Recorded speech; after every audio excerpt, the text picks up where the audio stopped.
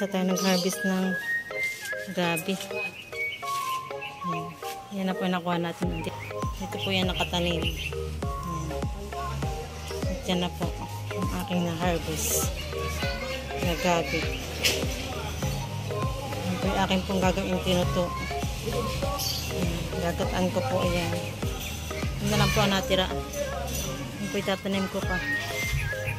Tatanim po natin yung natira. Sa timba. Sa timba po naman natin tatanim para magkalaman. Para malalim.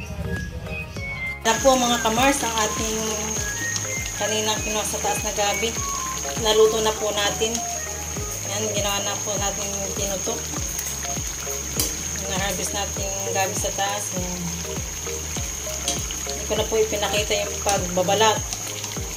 Talaga po naman marami pong binalatan tayo. Kaya hindi ko na po naipakita. Puno na po itong aking cellphone. Mga kamars yan. Ang lak po na yan ay karning baboy at saka dilis na maliliit. Yan. Lilit po yung dilis, hindi ito po makita. Sobra pong liit.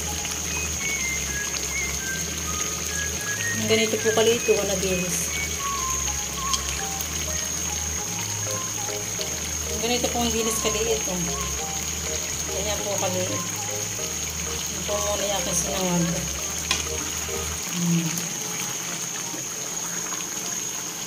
Aking pong laman. Yan, may laman din po tayong isinama. Maligat po siya. Ang laman nito. Ano yung pinasal ang kain. Kasi po hindi pwedeng kumain. Nito.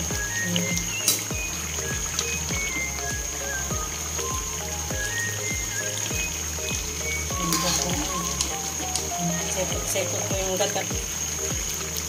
Ano eh? Kamars. Ano naman. Yan po yung lilis. So, kaliliit. Ano eh?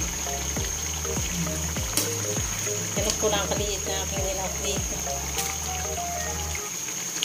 Nanila ng kung yun binili mo? Nadilis. Ilang ano yun? Kilo? Guhit. 30 pesos po yung binili niyo. Balot-balot na po pala yung binili niyo kanina. Hindi po yung kilo-kilo. Yan.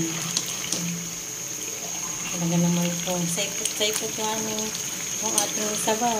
Yung ating gata.